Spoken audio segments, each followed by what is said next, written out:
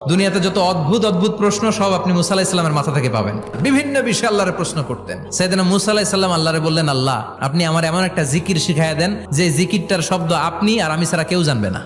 দিনে রাতে সব সময় এই জিকির আমি করব, আপনারে ডাকবো, কিন্তু শর্ত হলো এই জিকিরটা জানবে শুধু আপনি আর জানবো শুধু আমি। আল্লাহ বললেন, মুসা পড়ো লা ইলাহা ইল্লাল্লাহ।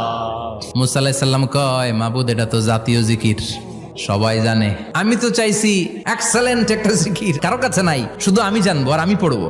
আল্লাহ বললেন, মুসা এই লা ইলাহাকে যদি এক পাল্লায় রেখে দাও, তাম বিশ্ব, 7 আকাশ 7 জমিনটারে তুলে যদি তুমি আরেক পাল্লায় রেখে দাও, লা রাজাহাত কাফাতু লা ইলাহা ইল্লাল্লাহ, মুহূর্তের মধ্যে লা ইলাহার পাল্লা ভারী হয়ে যাবে। ও মুসা, তুমি যতই এক্সক্লুসিভ জিকির চাও, লা ইলাহার চেয়ে দামি জিকির আমার কাছে নাই।